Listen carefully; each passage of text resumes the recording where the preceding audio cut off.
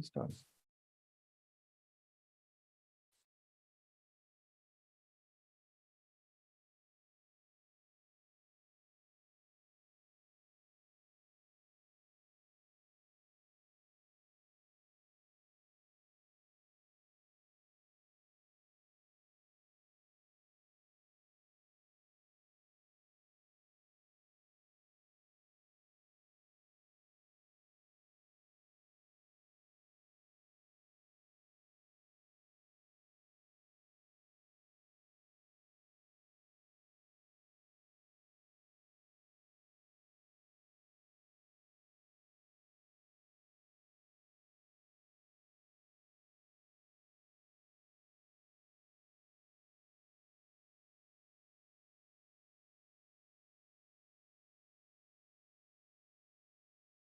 So, Rajgopal, in addition to the link to the Zoom, is there a meeting ID and password also? Manohar is facing some problem in Yeah, logging in.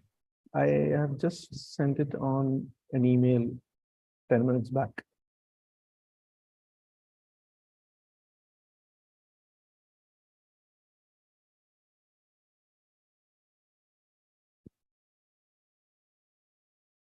Did you find it?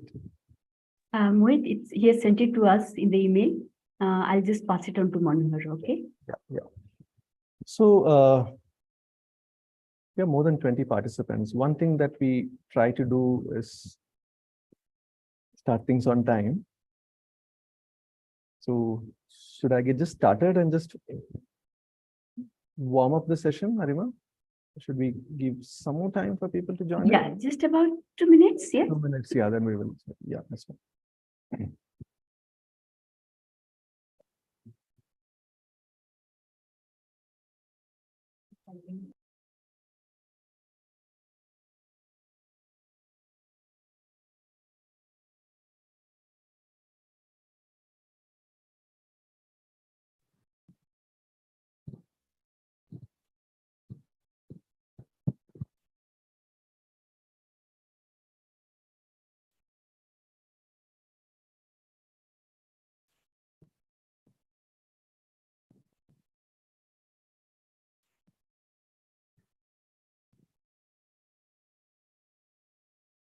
It's asking for some people the passcode. Yeah, right.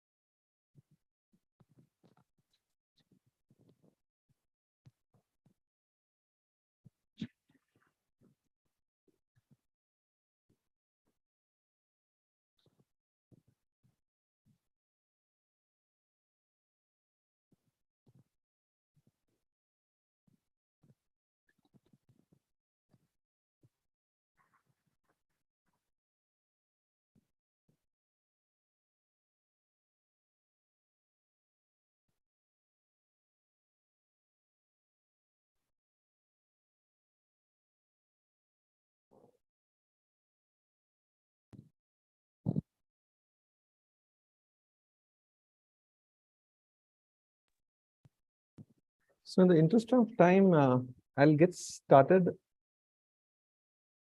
I don't know, that's fine. Right, so that Okay. by that time, I'm sure our other colleagues and participants Sure. will join. So first thing first, good afternoon and a warm welcome to this webinar on MPH, Master of Public Health. My name is Rajgopal, and I head the outreach team here at Azim Premji University.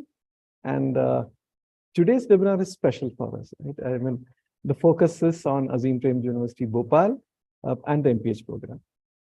Exciting time for us for various reasons, but I'm just going to summarize why I said exciting time. With number one is with 12 years of solid experience of running high quality, academically rigorous education programs at Bangalore. We are all set to begin our journey at Azim Premji University, Bhopal. That's one. Second, we are launching a new program that is MPH that I said before. And public health is not new to us as an institution. There was always a focus. Arima would do more than me as part of the development program. But we're quite excited that we're starting a full-time master's program in public health. The third one is exciting. This is a personal excitement. I'm so happy to see both public health and the education programs being offered in the same campus, side to side. And those are both the systems, public systems that badly needs trained professionals in good numbers to lead meaningful change. So we did a similar webinar sometime back. Many of you would have joined, but this one is different because we have much more clarity. Clarity when the applications are just flowing in as we speak, and we are all set to programs, right? All set to start the programs in a couple of weeks. So I will quickly explain what to expect is in this session, or how the sessions are structured.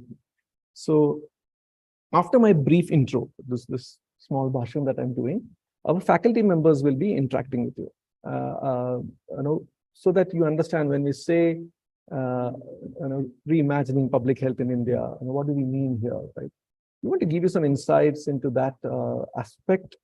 And also, more importantly, I had a quick glimpse of the slides, upcoming slides. The talk also talks about how do we equip you, right? How is Azim Premji going to equip students of MPH to lead the desired change that we want to see in the public health space, right? So that's what they're going to talk about. The second part is the usual things that out there on our website. If you have questions on the timeline, selection process, scholarship, financial aid, we'll do all that. Of course, there'll be time for Q&A as well, right? That's what we have planned. And before we sir, my Hindi is not Awaz. I think it's audible for others. You may have to check your speaker, Rahul. What I'll do is before It is low. Is it low? Yes, sir. Is it better now? Yes, sir, it's better now. Right. Okay. So what I'll do is before we start, I have the honor of introducing my colleagues as well, accomplished faculty members who have taken the time out to interact with all the aspirants who have joined today. So first, I'm introducing Dr. Arima Mishra. She has been researching and teaching broadly in the areas of public health ethics and health system policies and practices over the last 2 decades. And thank you, Arima, for taking the time off. Dr. Mohit Gandhi will be also interacting with us. Mohit has been formally trained in both medicine and in public health. He comes with the experience of working both in the government as well as the non-governmental sector. He's also associated with civil society groups like the Medico Friends Circle. Right. So in a minute, if I start introducing my colleagues, it's going to take the next 30 minutes. I would really request all of you to go, and I know I'm not doing justice by just finishing your introduction in 30 seconds. You should look at the profile pages on the university website to understand or appreciate their body of work. We have faculty members trained in economics and public health, who people have done research in the adolescent health. People are practitioners and teachers courses on health rights and accountability, right? So without much delay, I'm handing it over to my colleagues. Over to you, Arima. And while you start, I'm going to bring up the slides for you. Sure. Thanks, Rajagopal, and hello, everyone. I hope that both Mohit and myself in this short presentation will be able to kind of take you through the program features so that it really helps you decide what is it that you are getting into, or you're interested in, right? So I think it will help you to make an informed choice, because public health programs as such are not new in the country. So what is it that we are trying to offer? And I think I'll begin from there. So Rajagopal, you can show the second slide.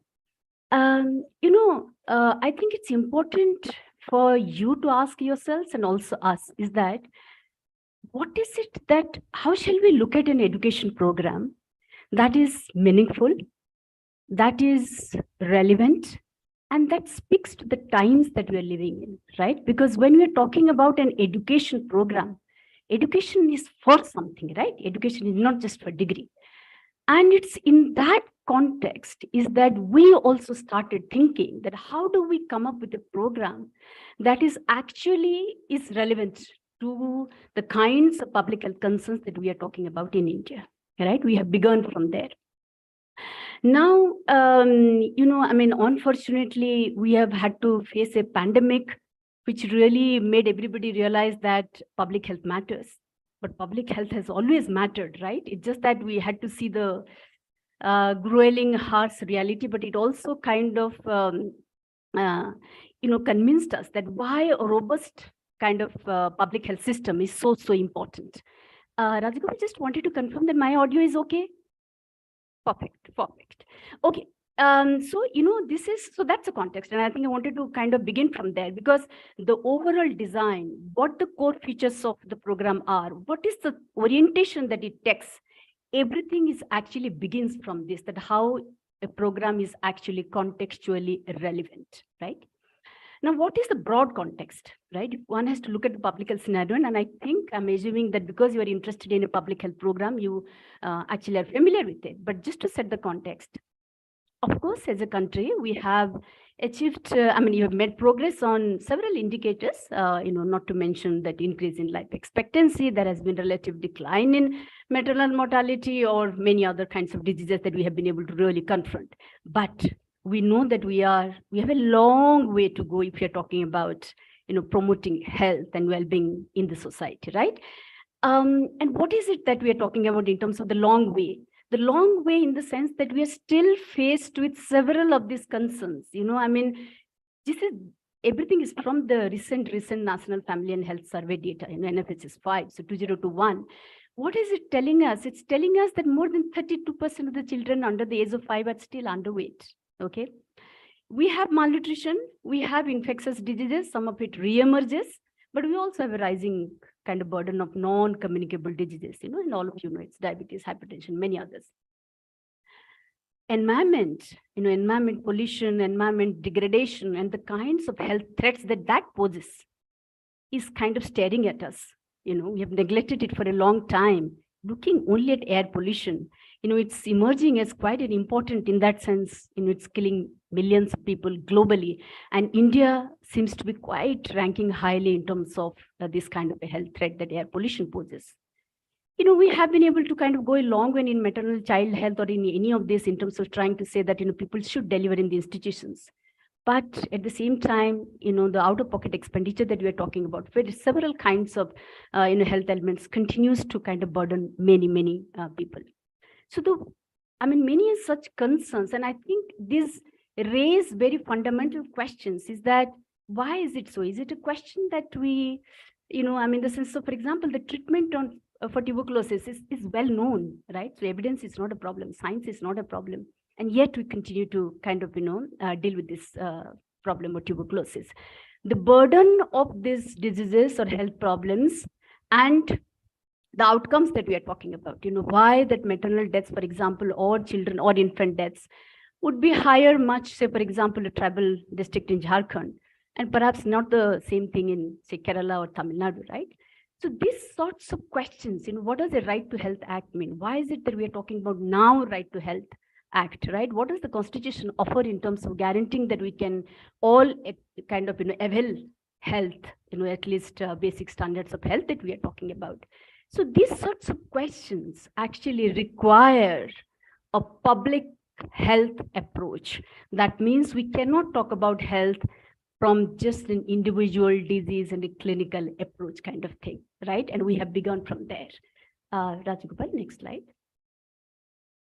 So in this context, what is it that really the broad features, which really define the program?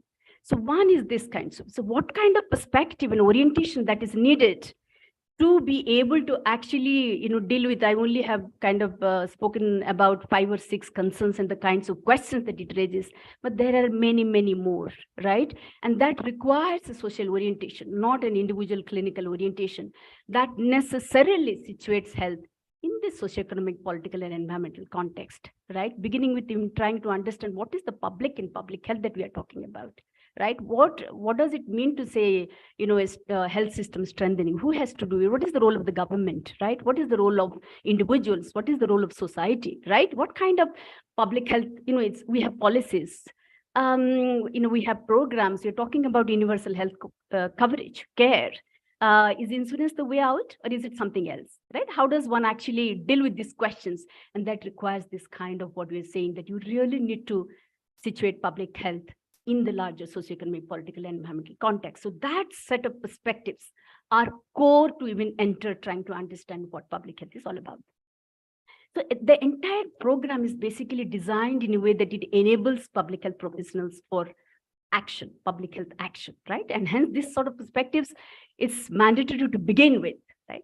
The second, which is the distinguishing feature of the program, is that, as I said, that the program is designed to respond to something, right? So it's important that students have real competencies to be able to contribute to that, right? So I know epidemiology, but what do I do with it unless I'm able to apply that to do something, right? So the competencies that we are talking about, that competencies, the required set of competencies actually drive the entire design of the curriculum. So basically, it really equips you to work as a public health practitioners. And then we'll talk about what kinds of competencies, how that has informed our program. The third is that when we're talking about public health practitioners, that means practice is central to public health, right? And hence, the practice cannot happen without a context, right? So that is why the program is embedded in the kind of diverse contexts and realities in India. And hence, the learning from the field learning is something, is not just an adder, not just a cosmetic in the sense of, okay, we do one internship there and one internship here. That is a core feature of the program. So, these are actually the larger in terms of the imaginations that really define our program and make it, different from what you would have otherwise encountered in terms of public health programs. Yeah. So the competencies that we are talking about, so we actually, did a kind of, homework in that sense, background work as to what is it that is needed when we're talking about the core competencies, in terms of to practice public health. Keeping our context, keeping our concerns in mind in India, right?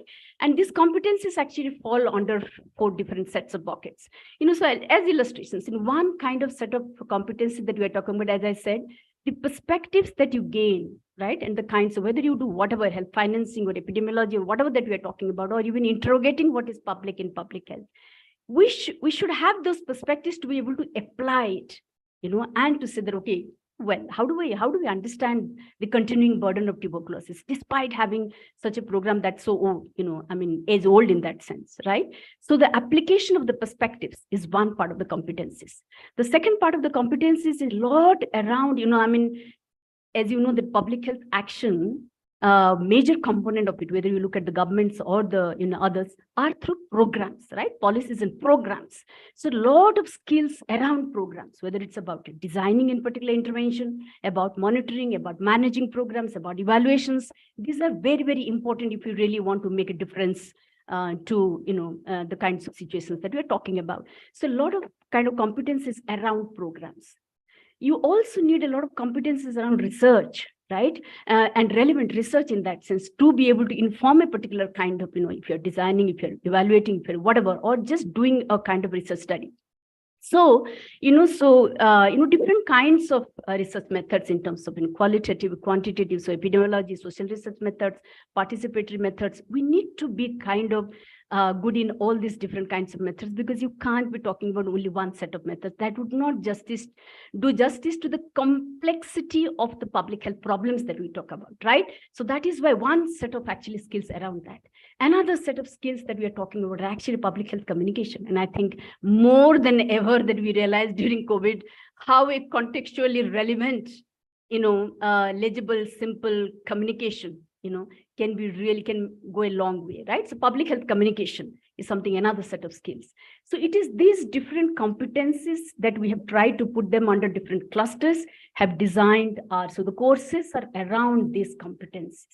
Okay, yeah, Rajgopal. Just to make it a little more specific for you to be able to imagine what is it that I'm talking about. So as an illustration of a competency, say, you're talking about that, to begin with, even before somebody says that, okay, maybe it's not this policy, this program doesn't work, that doesn't work, is the program speaking to a particular, kind of burden? Simple thing is to be able to, would students be able to do actually a health needs assessment, right? Here is a particular geography that I'm kind of working.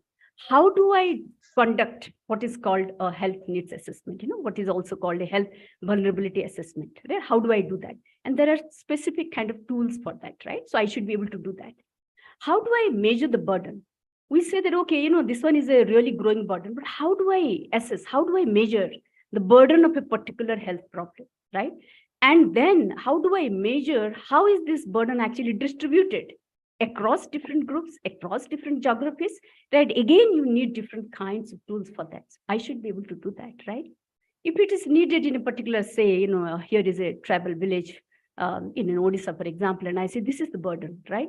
What is it that at this level actually one should look at in terms of designing a small scale intervention which really speaks to this, right? So can I actually come up with this? Can I design a particular intervention that is based on certain evidence, that's based on certain kinds of resources at that level? That you should be able to do, right? As I said, that you can actually develop culturally relevant health communication strategies. Again, on health program, really understand health budgets for planning a health program. How do I systematically monitor the delivery of a health program, right? So many of these are the real competencies that we are talking about in terms of what you will take away to be able to actually contribute effectively to address specific public health concerns. Yeah. So it is that kind of an imagination that we are talking about. What is it that students ultimately should be able to do, right? To do as public health practitioners, right? And these kinds of imagination of contextually relevant, the kinds of competencies that you need. And that is why you can see there are many more core courses, because there is, I can't say that, well, I just want to do research and not really, I'm not interested in this. That's difficult, right? Because this is something we need it. So that is where the way that the structure of the program looks like, it is basically around the courses are distributed around these clusters in each semester. And ultimately, all clusters will speak to each other, right? And the green boxes that you see actually are the field components. Because as I said, that field learning here is critical to public health practice. The field is not something that I learn in the classroom and I just apply it there. It's not like that.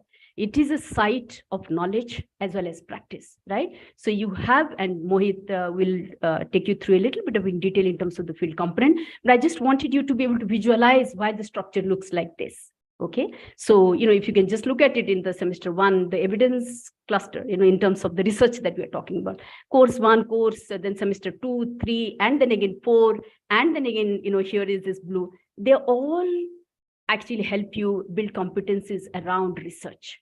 It's like that. So that's basically where I would actually stop, and we would be very happy to take questions at the end of it.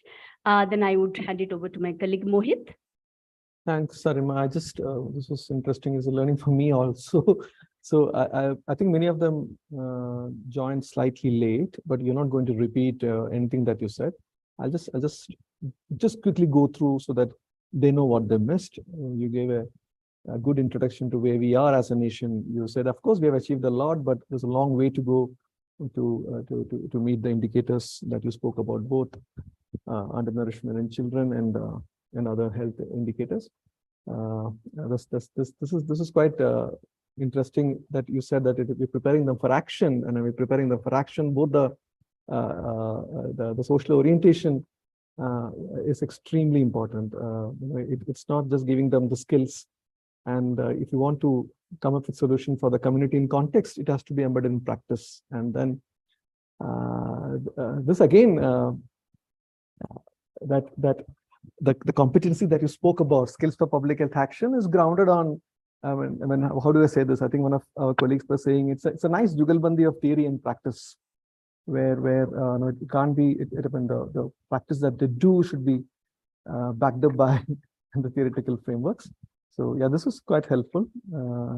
I just wanted to add one thing, Rajagopal, is that everybody. So just be in the structure slide. Yeah, everybody knows. Anybody who is remotely interested in public health would know why primary healthcare is so critical. Everybody knows about it.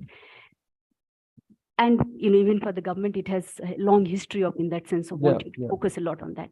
But how does one actually do it? What does it mean? And how can somebody contribute better? You really don't learn it. And here we actually have a dedicated field learning course on primary healthcare. And that's not something that you will get it anywhere. And unfortunately, we need to have a COVID kind of a thing for the urban folks also to realize, oh, there's a primary health center nearby. The entire the importance of the state came into play during that pandemic. So over to you, Mohit. Can I go to the next slide? Yeah. So am I audible, Rajgopal? Very clear. Very clear. I'll go on mute, and I'll also request other participants also to be on mute, and they're kindly doing that. Over to you. Yeah. Thank you, Rajgopal and Arima, for setting the context. So going into the practice component of the course, I'll use 3 words to define it. It's extensive, it's diverse, and each of it is linked to a specific set of competencies. So when I say extensive, what I mean is it's a 69 credit program, out of which 30 credits have been dedicated to the practice component. And of these 30, for 24 credits, the student has to step out of the university. The remaining 6 credits will be earned through workshops. The first workshop being on communication in public health practice. And the second one on one student returns from that longish 4-month engagement in the last semester, how to consolidate the findings and how to present those findings, a workshop on that. So coming to the 24 credits for which one has to step out of university, it's a set of 4 exposures. The first one being in a community, just to get a sense of what is the extent of deprivation and what are the capacities of the community. The second one being just what Arima mentioned about primary healthcare. So a 1-month immersion in the community to understand the primary healthcare approach, and not just that level of care, but the approach as announced by the Alma Ata Declaration. Following which, in the second semester, student gets an exposure to the health system in an urban or a peri-urban setting, and the health programs, including the public health system in the urban setting. And then there is a very longish 16-week engagement with an organization for a longish project as well as an internship. So this is what I meant by diverse exposures in the field component. And then, as you would have figured out, each one has a different set of and a specific set of competencies linked to it. So the first posting is more about how could one enter a household, something as fundamental as initiating a dialogue with members of the community. The second one is with the health system. So understanding the primary, secondary, tertiary level, and what is the day-to-day routine of the functionaries in the public health system, like an ASHA or an ANM or a medical officer of the primary health center. The primary healthcare one, where you go beyond just delivery of medical care, but to see that how a watershed project is linked to health, things like that. The social determinants of health, what we call, and the longish engagement, which helps the student learn how to negotiate space in an organizational setting and how to explore one niche idea to its completion. So in this way, this is how I would like to explain the competency part of the course. Rajgopal, can we go to the next slide?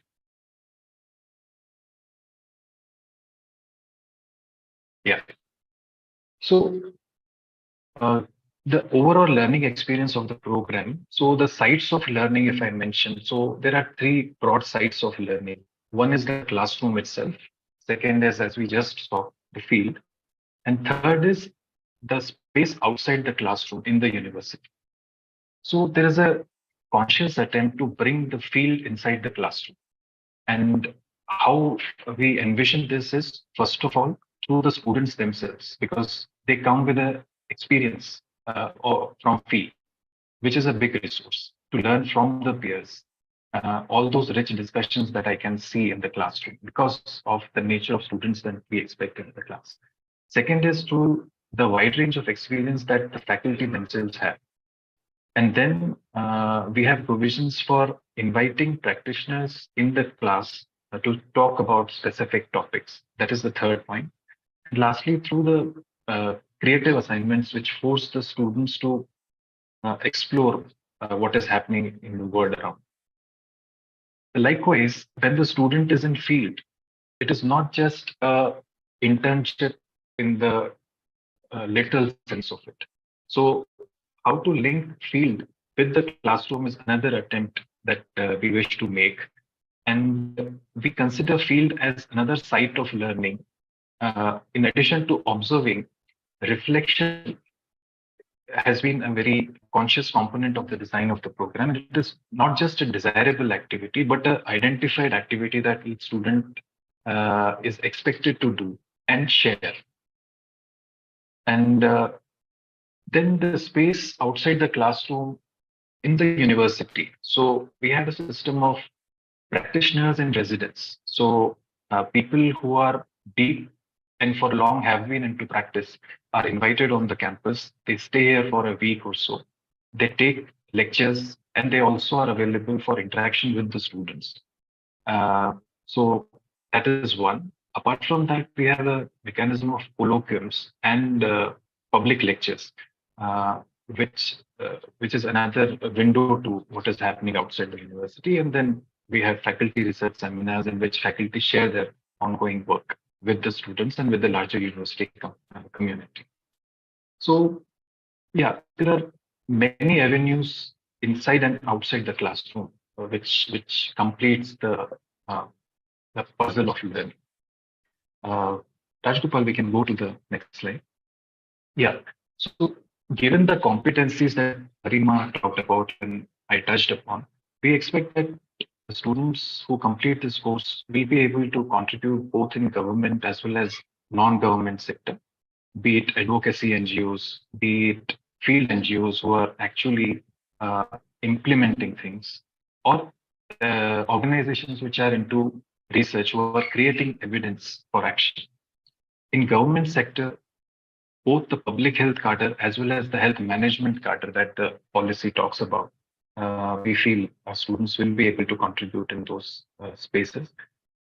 Thirdly, and most importantly, independent initiatives.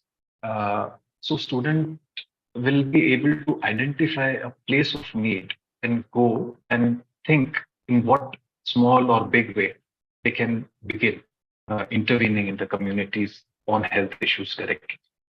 So overall, we see a huge need for socially sensitive and competent public health practitioners in the country. And we feel that this program will be able to contribute to the pool of such practitioners. I'll stop here. Arima, back to you.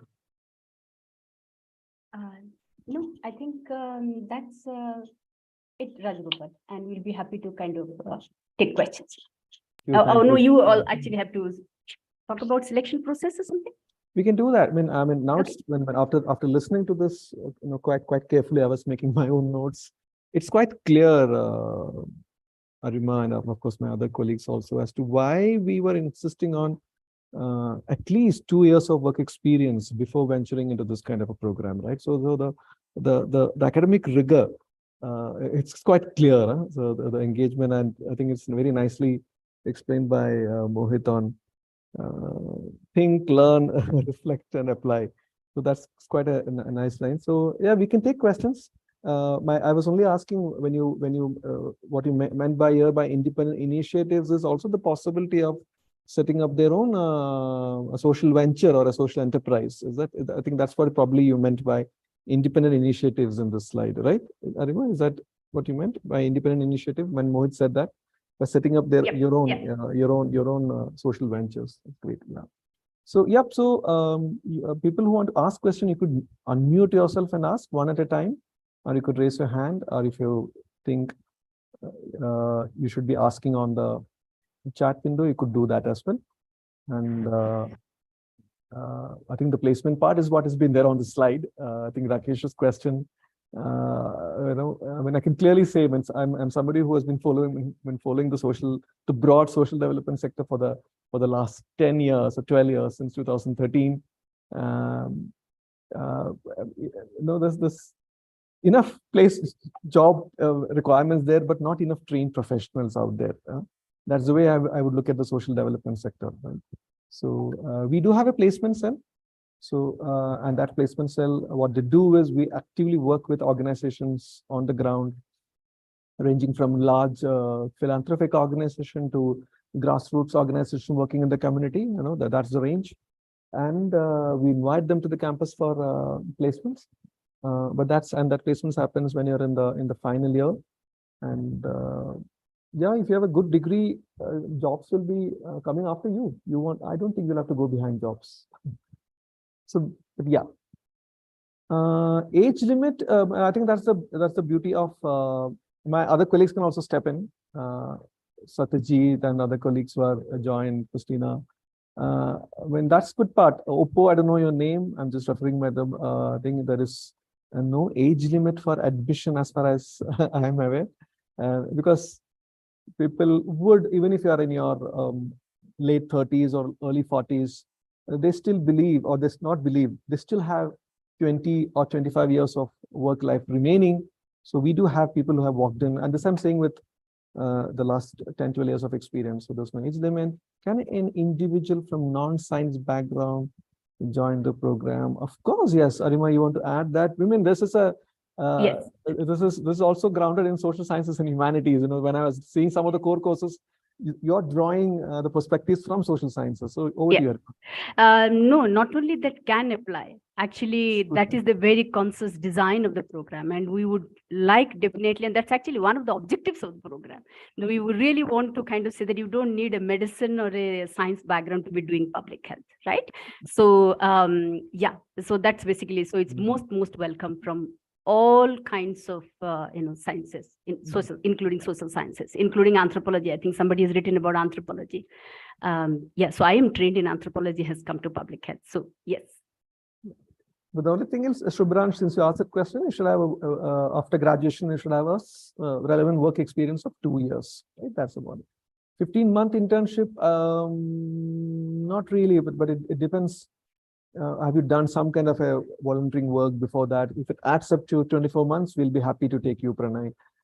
Can we apply the program by phone? What is the application fee? The phone, yes, you can apply. I think it works pretty well on the desktop, but if you think you want to apply through phone, you can do that. It's 500 rupees. What you need to apply is a photograph, right?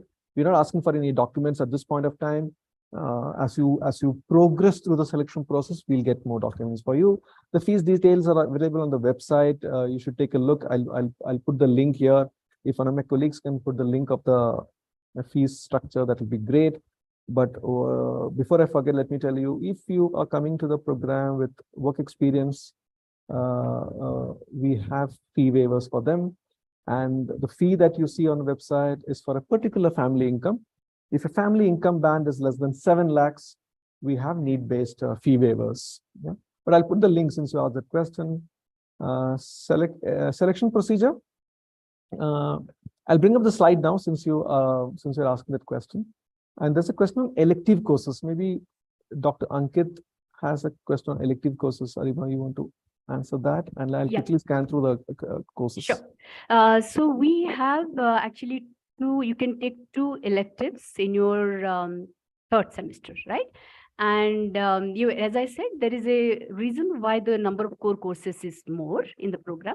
And we will offer electives and a bunch of electives, around perhaps a little bit advanced research methods, some around, again, advanced program evaluation kind of a thing, some around, usually the neglected public health kinds of concerns. So, but you will have actually two electives to take. Yeah. And a lot of it you can actually then connect it to what you do for your independent project in semester 4. So I'm just going to put the selection process. Many people were asking what is the selection process. I'll put that link on here, even if it's a repetition, that should be fine. And that would give you clearly the selection process, admission process, etc., etc. And somebody has pinged me separately asking whether we have sample question papers. That is also available here on this website. But broadly, let me just explain the how does the entrance test look like. Yeah, the entrance test. So the first thing first, you have to finish your application form in the next 2-3 days. So we're going to close applications by 20th. That is Saturday evening. You should have completed it. And of course, we'll do a quick eligibility check, and you will receive an admit card for the entrance test on 10th of June. I'll just bring up the slide so that you also have an idea of what I'm talking about. Just give me 1 second. Put up the slides for you.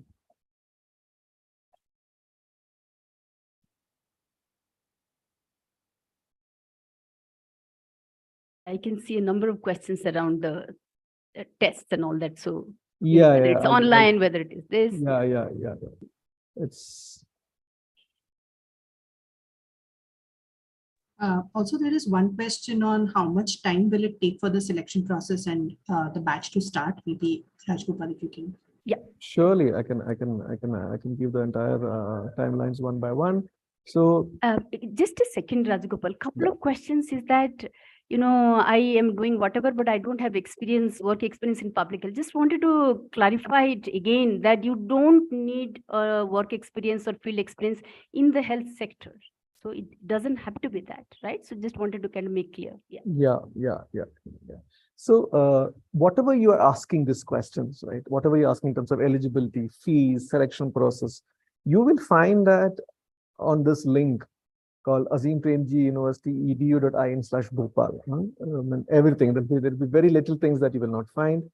But since this is a webinar, I thought we'll quickly explain. The entrance test has got both multiple choice component plus a written component. What are we trying to see in the multiple choice component is it has got three sections. There's a English language proficiency section, a passage given, and a set of questions. Right. Second is your ability to manage numbers, what we call quantitative capacities, right? So a set of questions related to analyzing maybe graphs, charts, and how do you really do that, right? That's one. And then the third section on broad social awareness, right? I don't want to call it current affairs, broad social awareness. So total, if I remember, it's around 40 questions. A combination of 15 plus 15 plus 10, right? That's part one of the examination, which you have to come to a center. It's not remote proctored. You have to come to a center, and this multiple choice component will be online, right? You select those options online. You also have to go through a writing component, which is kind of an essay that you'll respond to a question that is asked pertaining to your domain. In this case, it is public health. If it's for education students, it will be education, right? And you respond to that in English language. So let me be very, very clear about it. I think I'm seeing a question, Hindi University. I really don't understand what is. I mean, I'll explain that in much more detail.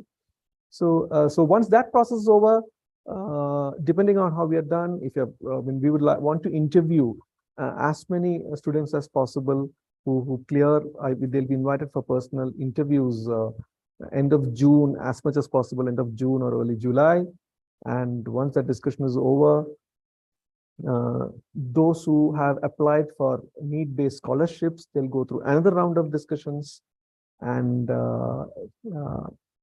you will get the offer letters in July itself, right? Now, the academic session thing is that we have to decide, no, it will be somewhere between after mid-August, right? So at this point of time, it definitely is not going to be early August. It'll be somewhere else. So you should be ready. I mean, I'm sure a lot of them who are working are quite anxious as to when should they be ready to be joining the program. We have a very short window in that sense.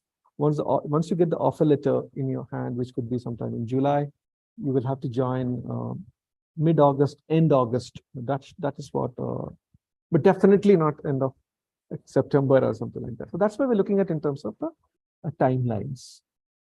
Any other questions? I'm not looked at. The admit card will be issued 4 to 5 days before the entrance test.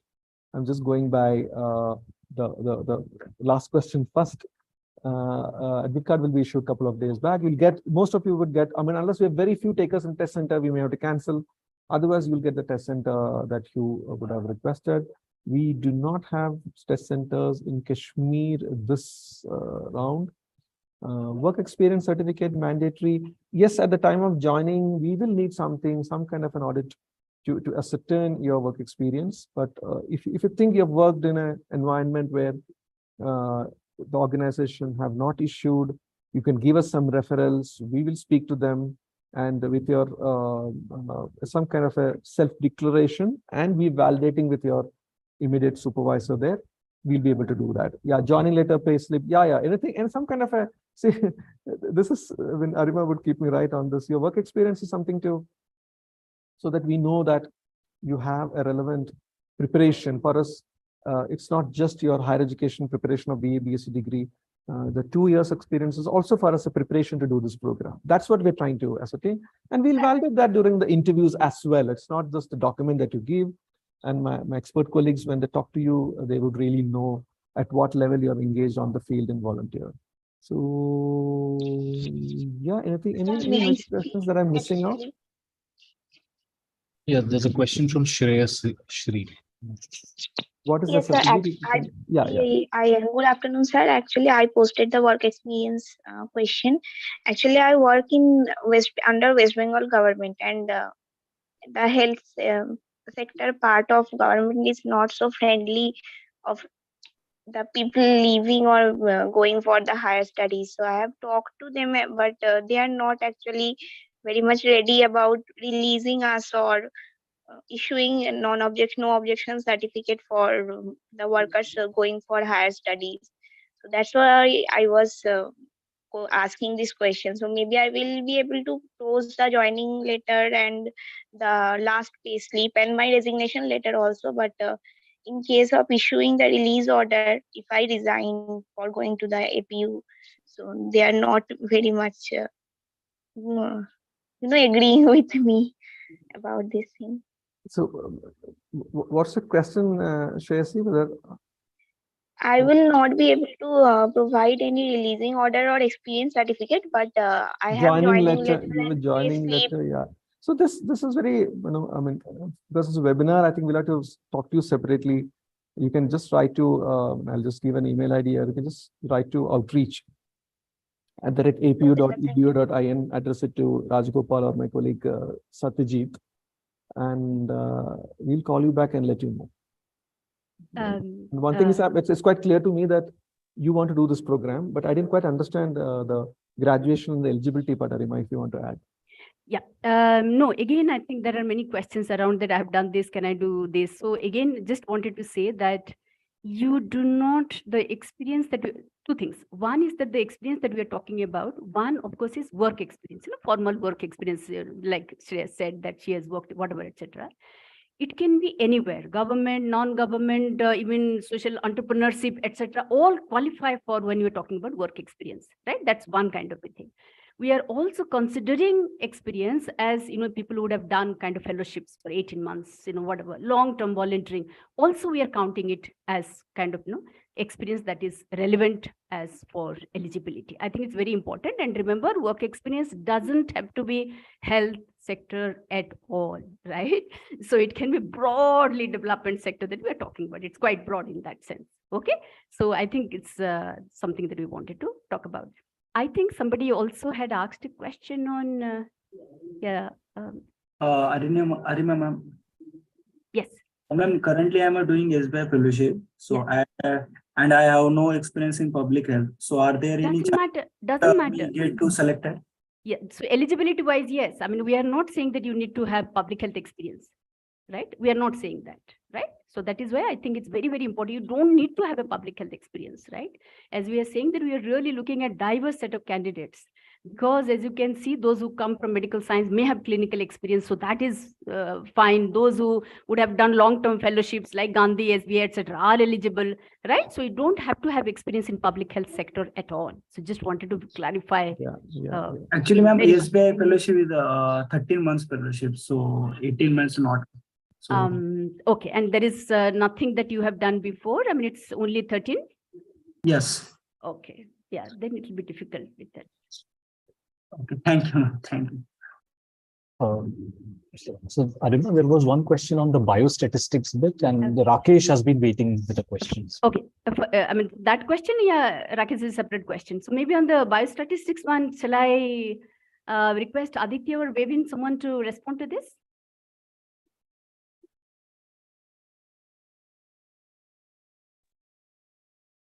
Bevin here? I don't know.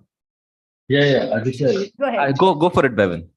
Yeah. Actually, we really don't have any separate course on biostatistics, but if you look at the course outline, there are two courses, which is evidence for public health and applied epidemiology. So we will be discussing or rather teaching a lot of principles of biostatistics over here, which will be useful for epidemiology or even for research purposes. So we don't have a standalone course on biostatistics, but we will be definitely covering certain topics. But there may also be an opportunity for some of the faculty members to offer an advanced biostatistics course. For those students who might be interested to take this up, there might be an option to enroll for an elective if the faculty members will offer it. Yeah.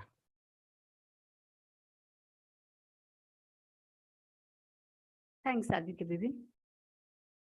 Rakesh has a question.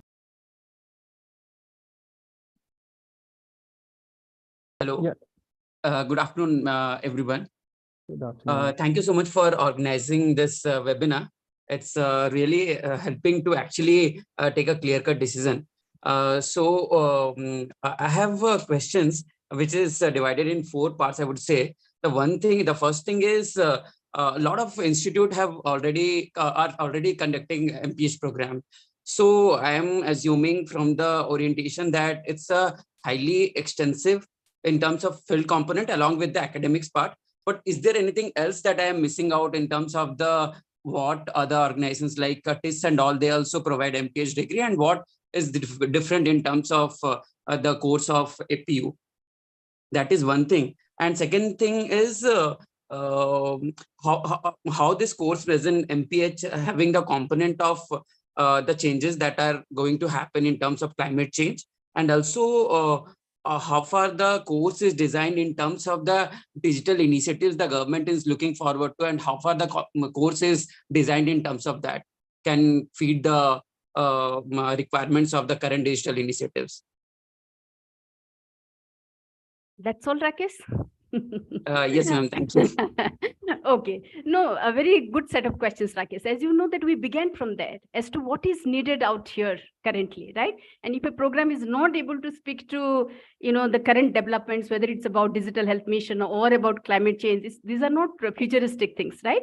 So the program does take into account. I mean, that is why I actually have a course which is looking at this health and its intersections, right? Whether it's environment, including climate change and other kinds of things. Usually you don't find that course anywhere, any of the programs. Everybody says that, well, when you're talking about health is related to other sectors, whether it's nutrition or sanitation, hygiene, or, water, or even climate change, right?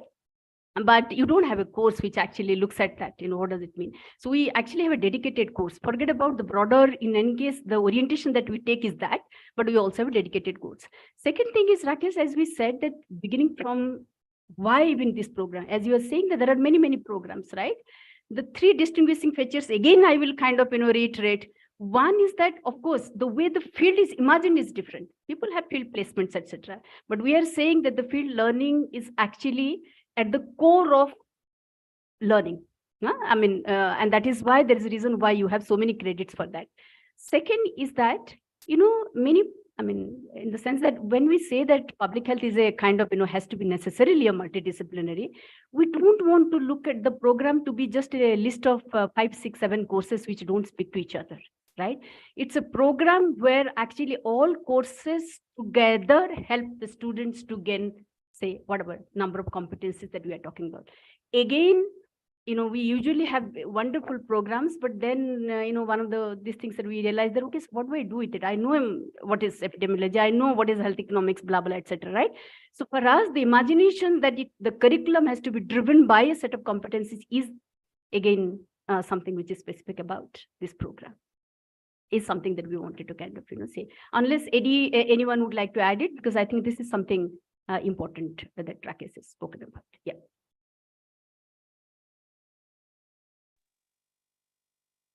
Thank you, ma'am. Ma'am, just a follow-up question to it, ma'am. Not exactly follow-up, but ma'am, just related to it, I would say, ma'am, the Masters of Public Health, and there's also courses on Masters in Public Health Administration is there, ma'am. So, ma'am, what is the general difference in between in order to understand the difference between both the courses, health Right. administration and public health? Which is very different. Eddie, would you like to take this up?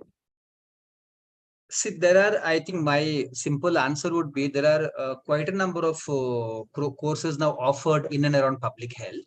The one issue that distinguishes is about the focus.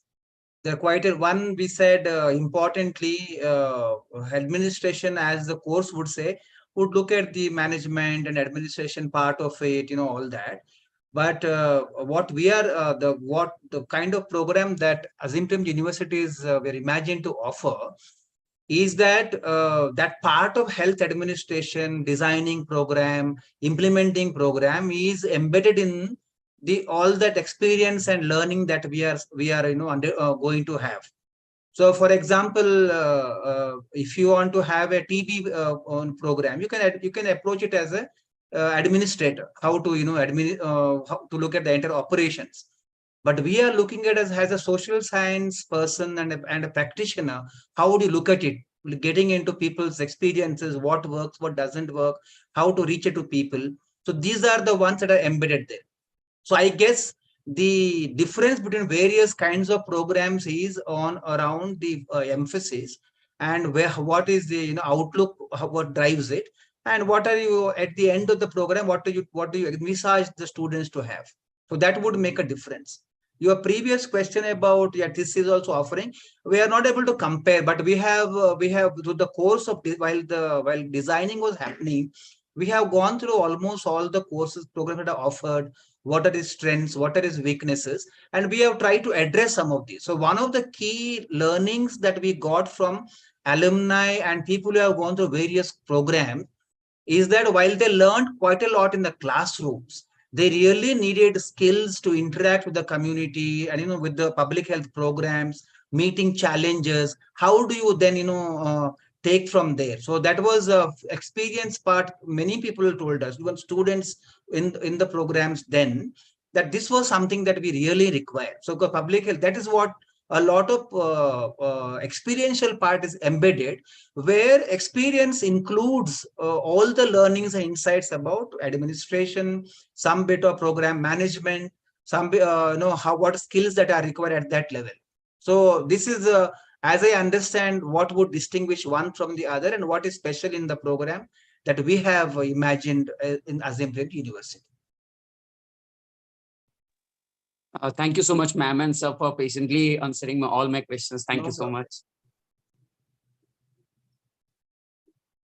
Sambit has a question. Yes, sir. Good afternoon, everybody. I have this question. This is related to the admission process. The regarding the work experience certificate. Do I have to submit it within this admission process, or can I submit it after the admission process? Because within 3 days it will be a bit difficult, because I worked in this rural area, and the doctor, it was a mental health clinic, and the doctor was is now out of town. That is the thing. So, like, is it possible for me just to complete the admission process, and then after, when I get selected, I will be able to reproduce the admission, the work certificate? Yeah, exactly. I think that's what we're expecting. We're not expecting you to be uploading your experience certificate at this point of time. You're applying with on a base of trust. So if you mention I have 36 years of work experience, we'll believe that you indeed have 36 months or 3 years of work experience, and we'll invite you for the entrance test. We'll do the validation only when closer to the interview date, and things like that. So do not worry about uploading your experience certificate in the next 3 days. That's not expected. Even when you're applying for financial assistance, also it's on the base of trust. We'll truly believe that, yeah, this person would need help. So yeah, so go for it. Okay, sir. Thanks. So do I have to upload the joining letter or payslip? Or Nothing. See, that's what I said. At this point of time, you have to mention whatever you mention in the application form. Of course, there's a disclaimer. We'll believe, we will trust you that you have that experience, and we'll invite you for the admission entrance test. Okay, sir. Thank you. The validation of an experience happens at multiple levels. The first level is at the interview itself, right? When we interact with you, when we ask you, talk about your experience there in Gadchiroli or wherever you have worked in Betul, or where, that itself will tell a lot, right? And even if you've done volunteering work during COVID times, a lot of people have done wonderful volunteering work at COVID time, but we would know at what depth you have done that kind of a volunteering work. So at this point of time, nothing. The only documents, I mean, Satyajit will keep me right. The only document that you need at this point of time is a photograph, so that we can validate that you're coming for the entrance test.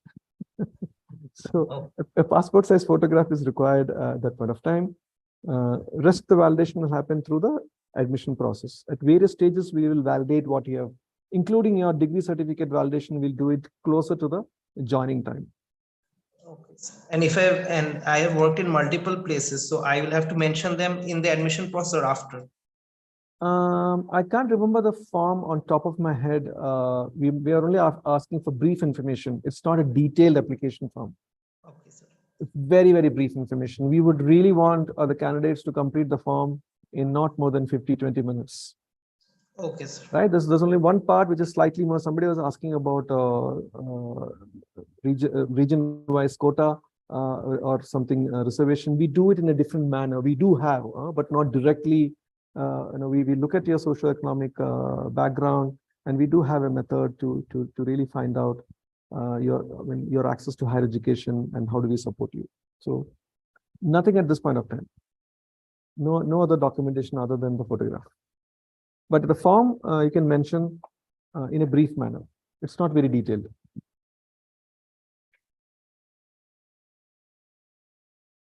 Okay.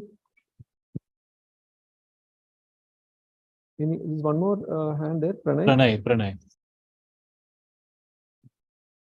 Satyajit, you can respond to some of the questions around batch size, etc., just in the chat box. Sir. Hello. Am I audible, sir? Yes. Go ahead. Sir, my question is that I have only 15 months of work experience. Sir, how can I proceed application form, sir?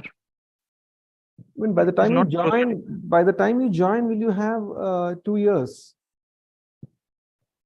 Sir? By the time you join in end of August or September, will you have 2 years? Will you have 2 years? Yeah, sir. Yeah. 18 months. It may be 18 months. No, that's not enough. No, so we're clearly looking at 2 years of work experience. That is 24 months after your graduation. So at a very bare minimum level, you should be a graduate. You should have graduated in 2021 at the least. And then you would have entered a 2-year fellowship. It could be ranging from No, sir. I have Gandhi only, Fellowship. Yeah, then I think you should, of course, thank you for the only interest. 15 months, sir. Yeah, then you should seriously consider us next year, build up the experience, and that's also that training of your work experience also quite important for us. Okay, so this year I can't be apply for this. When did you graduate? Sir, 2022 July, sir. So clearly, you know, so clearly you cannot, you'll never have, you're just finishing 1 year. So next year, thank you for your interest. Okay, go to the next During question. sir, during COVID time, sir, No, the thing is I the have work also did experience, so Arima will correct volunteership me on in- that, Rang. I think we're looking at this work experience after graduation, right? So his question Okay, is, okay. he has got that experience during his graduation. Can we consider that and can he apply? That's the question. Okay, sir. I got it, sir. Yeah. Thank you, sir. Thank you. A lot of questions coming in. Let me just see. I think we have answered. Yeah, I think how to prepare for the examination. Just please do practice. Don't try the entrance examination on the day of the examination. When those who are looking for PG programs in the country should have. I put the sample question paper link there. You should have quite reasonably good English reading comprehension skills. You read a passage. You should be able to make meaning out of it. You should have at least 10 standard level mathematical ability, should be able to write, respond to a question has been asked. So yeah, so Akanksha, I'm just putting sample question papers for you to practice. So reply. And there's a lot of questions. I think you'll have, there's at least 15 days worth of sample papers there. Also, Nikhil has asked probably for the second time about placements. Yeah. What's your question, Nikhil? What do you want to know about placements? Do you want to know placements at Azim Premji University, or do you want to know placements in the large public health sector space? What's your question? See, we never try to lure candidates by saying, oh, we will give you placements, come join Azim Premji University. That's not the point that we do. We do have a very active placement cell, right? And since 2012, 13 is where the first batch graduated. So since 2012, there was a placement cell. And at this point of time, I'm just talking about Bangalore, down south here. We have around 120 organizations coming to place our students. I know when the team starts working in Bhopal, you'll have a good number of both health and education sector, broad development sector organization coming for placements. So if you've done well in your program, you'll probably be deciding, do you want to become should I go for this program manager's role, or should I go into this health communication role, or there is some kind of an advocacy role there. So you'll make a choice on what kind of role do you want to really enter, correct? So it's both kind of a placement plus kind of a guidance that your faculty members would help you out. And most of them have worked in fantastic organizations across the country. So if I was a student, I'm on the other side, I wouldn't worry too much about placements. Even others could add, because I'm saying this from what I've seen here in the last 10 years. Yeah, I mean, not sure if the question was about placement in facilitation, or actually there are opportunities for health, I mean, to work in the sector. So I was not very sure about what his question is. And I think on the facilitation bit also Rajagopal has shared. And on the opportunities bit, again, we are saying that. And Manohar is here, so who has worked in the government for 30 years. So should be able to say something about in terms of if we want to know opportunities in public health broadly. Yes, Manohar. That would be great. Thank you. So I'm Manohar Agnani. So I am a faculty at Azim Premji University at Bhopal. So work for government 30 years, as Arima said. But first thing you should understand is how this program is different from other programs. So because one question was raised that how it is different than other programs. So 199 universities or 200 plus universities are offering this course. So we are definitely different, and has been explained in detail by Arima. There will be a lot of inputs on communitization part of it. You really have to go to the field, and Mohit also said that how many opportunities you have to interact with the community through the civil society organizations and all that. And that is public health is all about. There will be focus on social determinants of health. So we are not going to talk only about the nutrition or water or sanitation, but we will cover areas like housing, climate change, and others also have been explained, and that too with the field experience. And if you are an MPH from such a university with this type of experience in the background, if I was in your place, I would not have thought about the placement opportunities. But let me reply, because I served as Joint Secretary and the Additional Secretary in the Ministry of Health and Family Welfare, and I was looking after the National Health Mission for many years. So I used to go personally to reputed institutions to find consultants for us, because we wanted somebody who has experience in the field, who has rich experience, who understands the community, who has understood the process of communitization, who understand what the social determinants of health are, who can work with the civil society organizations, who has theses in these relevant subjects, who understand the social orientation, which Arima talked about, social audits, and competence-driven curriculum is the focus we have. So if I was in your place, I would have not worried about it. But to answer your question now specifically, there will be many organizations. There will be civil society organizations who will be looking for you.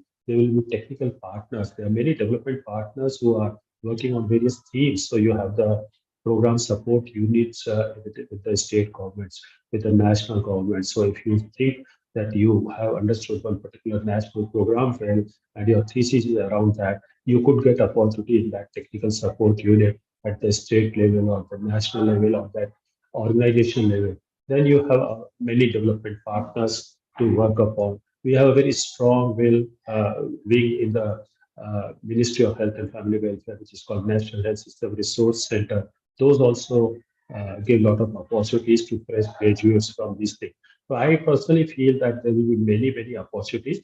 India is the young country. You must understand that we are there to serve the global community, and we are the youngest country. We need to create many, many such graduates and postgraduates who have a lot of understanding of public health. And I can personally guarantee you that once you are done through MPH from Bhopal University, you will have many, many options. And we will definitely be working towards seeing that you get some good opportunity. Thank you. Thank you for your wise words. I'm sure I mean, nothing more needs to be said about placements in the health sector the way you explained.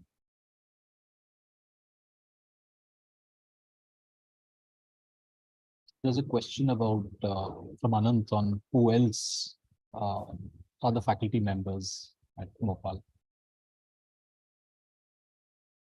They all seem to be here, I think. Yeah, so we have about 10 now, yeah. So I think, yeah, so Bevin is here, Manohar is here, Sapna should be here, Rohini, Seema, all of them I think have joined, they're here. So I'm assuming their videos are on. So they all will be part of the faculty. I'm there, I'm part of the faculty. So yeah, yes, Anand.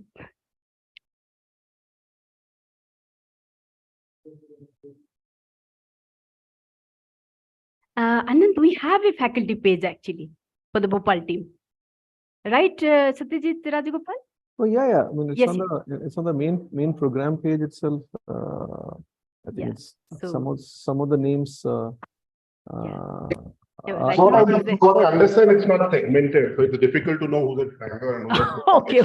So right now the entire alphabetical program. selection of many faculty members across the university. Sure. For those of us who are actually in Bhopal, it's difficult to know who's going to be joining or is already at Bhopal. Okay. Might just help with cross-sectoral collaborations already for sector people working here.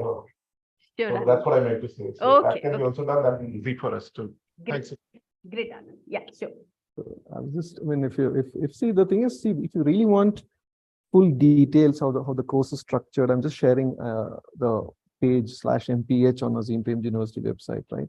This is quite a carefully written summary of the rationale of the program, the objectives of the program, right, and the context in which it is offered. And this is, I think it's a 7-minute long video that you should listen to what the faculty members are saying. if you want to understand the course structure, right? I mean, what are the compulsory courses? What are the kind of, there was a question on electives, and it's all very well detailed here. And if you go down, you'll see somebody is asking the faculty members who will be teaching, and if you look at it, there's only a class of not more than 40-50, and you can't hide, right? I mean, you're always under the and the faculty student ratio will be right. The kind of mentoring that you'll get is going to be of I mean, you would not have got even in your undergraduate degree. So I'll stop here in terms of. Quite interestingly, nobody asked any questions on the campus as such, so I'm quite happy. But since I kind of created that PPT, I'm quite enthused to show you this. So this is okay. I think somebody asked about the placements. We will have a placement cell, but this is how the campus would look like if you come to Azim Premji University. And there are, if you go to the YouTube channel, you'll see a lot of videos. They're talking about how the campus would look and things like that. So yeah. Any other questions? Eddie or Arima, there is a very interesting question here by Vishal Sahu. So Vishal is asking, for this public health course, the theory and learning, it would be in English language.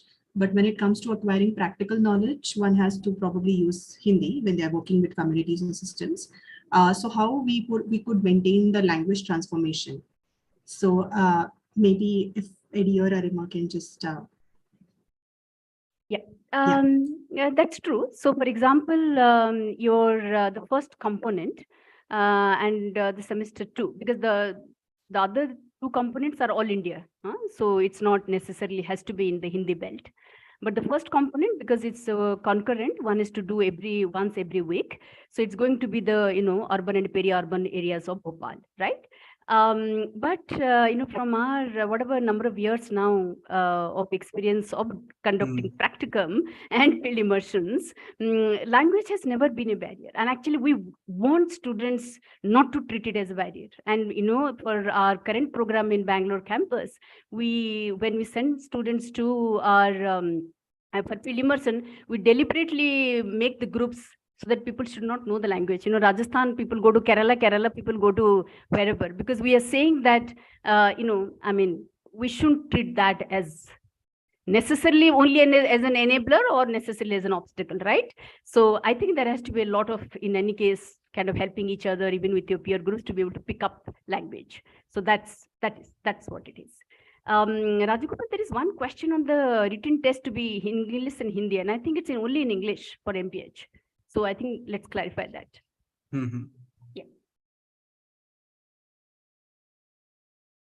I didn't realize I was on mute. MPH entrance test will be in the English language. Okay. In fact, for the other programs also, there are some sections that is translated into Hindi. It's bilingual. It is never a test in Hindi alone, right? So, but for MPH, there is no translated thing available. It is only in English, and yeah.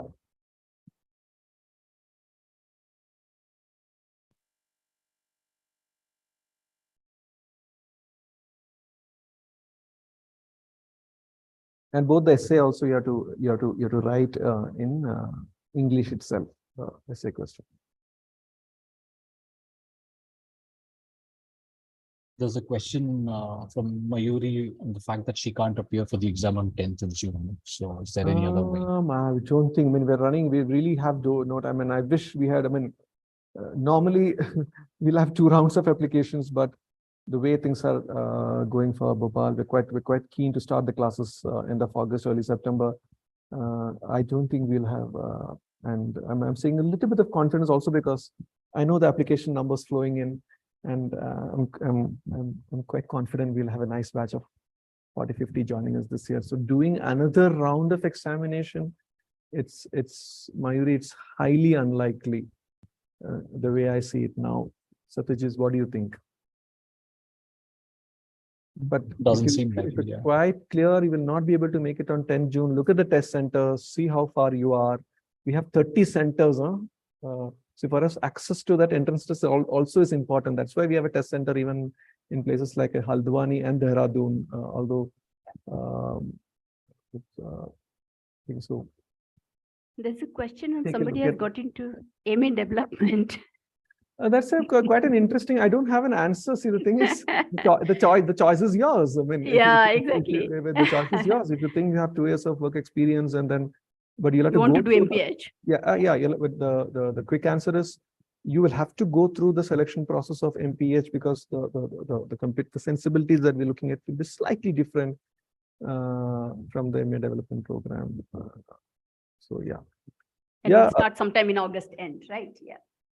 So yeah, so the thing is, the development program would start slightly early. That will be mid-July, but yeah, that's a choice that you'll have to see if it, you'll have to take that.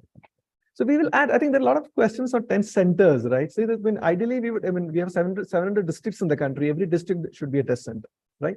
But if you look at how is even the public university's entrance examination, somebody was asking me why is the entrance test fee ₹500? I know I'm on public, but I would still say, have you looked at the entrance test fee of public universities like a CUET or a CLAT, right? So and right, in terms of test centers, we also have limitations in adding test centers across the country, correct? So, but going forward, when we expand, will we have more? Yes, definitely will we have more, right? So I know how difficult it is from somebody from Senapati in Manipur to reach Guwahati, right? But that's the way it is, Ashim. Yeah. Process rectification, you can log in to the applicant portal and request. Yeah. Ashim, right to outreach separately, address to Satyajit or me. We will try to understand and then help you out. Yeah. Please do that. This is the email ID. Just address to Rajgopal or Satyajit. And individual questions is better that you write to us. If in a webinar like this, it will be a lot of questions that you asked would have helped others also. So let's restrict to broader questions. So,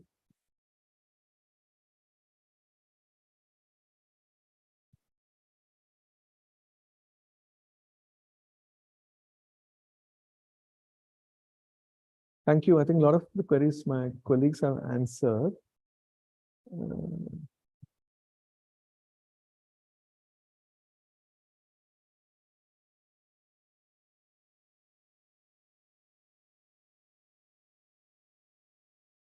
I think Aditya, you can answer some for medical student. There's a 5.5 years of course duration plus 1 year of internship and clinical experience. Is it enough or is replied? You already replied. Okay. Yes. All right. So what's the answer? I mean, I'm also curious to know. I mean, that's people are doing Ayush kind of courses. They might have started their undergrad preparation sometime, say in 2017, after 12th. And technically they've been in the program for the last 5.5, 6 years, and they've done a lot of internships. Are they eligible, right? So what are we saying for such scenarios, cases? So the compulsory internship that happens at the end of the program, that is considered as work experience. So it may be 1 year of compulsory internship. That will be 1 year. Yeah. But they need to have 1 more year. Oh, they need to have 1 more year. The internship that they would have done as part of the program, bits and pieces here and there, will not be considered as work experience, is what you're saying. Okay. There is 1 year of rotating internship that is happening at the end. That is the one that is the internship, basically, right, which is considered. So they will need +1 extra. Yeah, got it. Yeah.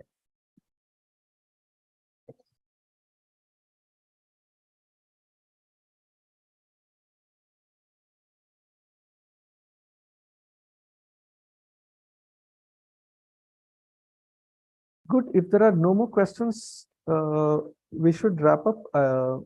Not that we are losing, but a lot of people are still watching. We started somewhere around 75, 80, and there's still there are 50 aspirants watching. But if you think we should, if there are no more questions, we can wrap up. Any final questions from anyone?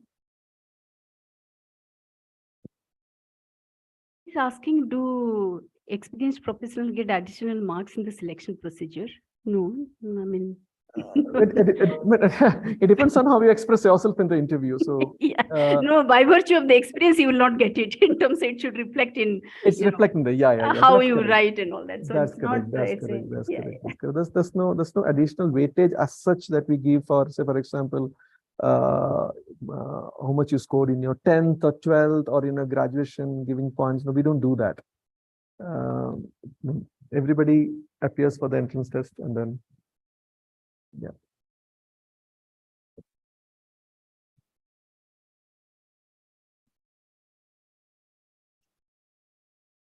So yeah, after in 2 years you can apply. With assessment semesters, I didn't understand that question of Rakesh. One thing I can tell you, there is no final semester examination here. Assessments will be throughout the semester. Maybe we could briefly talk about that. That's an interesting aspect of the broad framework of assessment at Azim Premji University, I think, Arima, that we don't have this end of the year assessment here. Yeah. And then that's part of what actually Mohit spoke about, the learning experience here, because we look at assessments not as assessing capability in that sense, that somebody scoring higher than me, etc. Assessments are part of the process of learning, right? And that is why what you have is the continuous assessments and very different kinds of assessments, right? So the variety of assessments that you have is for a reason. So for example, for the, so the immersive engagement in the community part of it, that course, for example, will have a daily reflection journal as one of the assessments, right? So how do you actually reflect about your experience is a assessment, right?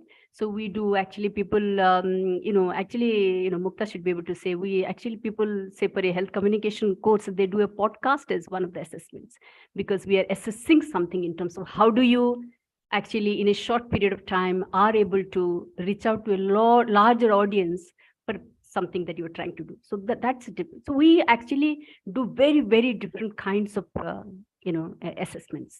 And some of it is just group assessment, right? So together you come up with something, figure out, do the work, then present it, right? So there are different kinds of assignments that we have. Yeah.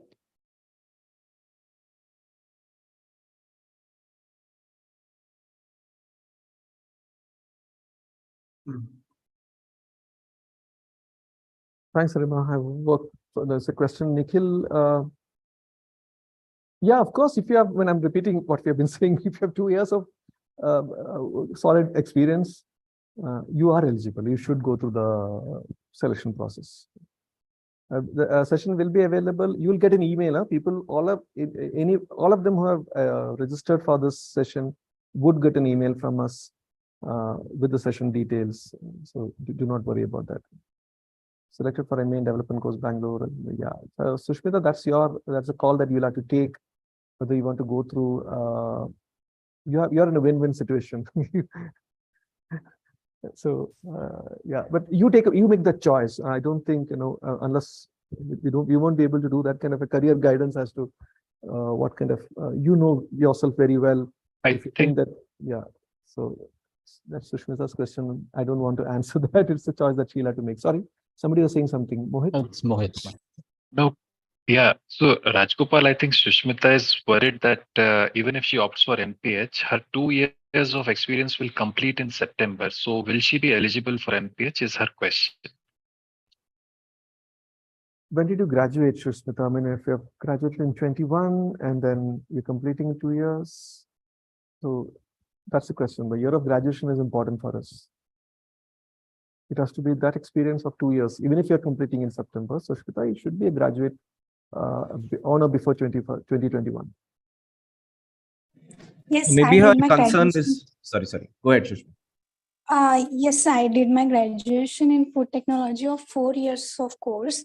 I passed in 2021.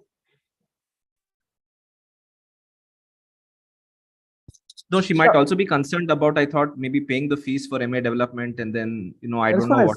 That is what I said. Multiple considerations, multiple considerations. So she'll have to talk to her mentors and then decide, where does she see herself, what kind of a career path she's looking at. If she's already keen on public health, then public health. I mean, or if she is looking at much more other broader areas like a livelihood or renewable energy, or that development also has got a wide range that she could get into from. Yeah, Okay. I course. think, yeah, Arima would be best to yeah, answer. so no, this. she has a couple of questions. So first is that eligibility, if she completes 2 years by September, that's fine. I think that should be, because we are looking at it at the time of joining, right? So that should be fine. But if it's a question whether you should opt for development or MPH, of course, as we are saying that our job is to be able to tell you what these two programs are, right? And then you have to take a call. So that's basically for you. And third is that if you actually try for MPH and then get it, then what do you do about MA development? You would have paid the fees. I think that's something that she can reach out to you and Satyajit, right? Outreach, figure out what the process about fees, right? So that you can kind of do it with them individually, right, Susmita? So I think that's something that Yes, yes. Thank you so much. Okay. Yeah, with that, I think we should wind up this almost towards the end of. So thank you very much. There is one more. Komal. Yeah. Komal. I think we'll take that as the last question, then we'll wind up. Yes, Komal. Hello, sir. Hello, sir. My question is, I am already in waiting list of MA development. So I wanted to join APU, but sir, can I apply for this MPH program, sir? Of course you can. You can apply. I mean, if you have 2 years of work experience after graduation, you should definitely apply. You should. That's my question, and I eagerly waiting to join APU. That's why, sir, it's it's last chance to for me like apply for APU team. You can, because the wait list, the way I see it now, in fact, when I'm not part of that committee, you will not know until mid-June. I don't think, so if you're eligible and if you think public health is your area of interest. Yeah, sir. Actually, I completed my graduation, BSc in food science. So, sir, I also applied for MA development because I am very much interested in health development sector. So I feel that if I positively feel that I am selected in waiting list. But sir, I feel that if I am not, so this is a chance to come with APU for that MPH course. So Fair enough. Got it. I mean, it's quite heartening to hear that you're keen to join Azim Premji University, right? Yeah, sir. So because your university provides so much exploration for girls, so I am eagerly waiting to join it, sir. Understand. All the best. Okay. Thank you so much, sir. With that, thank you very much. Of course, first my colleagues who took the time, 90 minutes of your time for interacting with aspirants, and also prospects, would-be students of Azim Premji University. I'm sure I'll be seeing many of you face to face. So thank you for joining. I think your questions made this very interactive. If you think that you are in and around Bhopal and would like to meet a couple of us in person, we're meeting at Jawahar Bhavan on 19th at 5 o'clock. So just do walk in. We'll be more than happy to host you. And I'm going to end this webinar by saying that what one of my colleagues recently said, that public health is not just a career, it's an urgent calling, right? So if you believe in that, it's beyond a career, but an urgent need of professionals, welcome to Azim Premji University. Okay, so that's it from us for now. Have a wonderful evening ahead. Bye.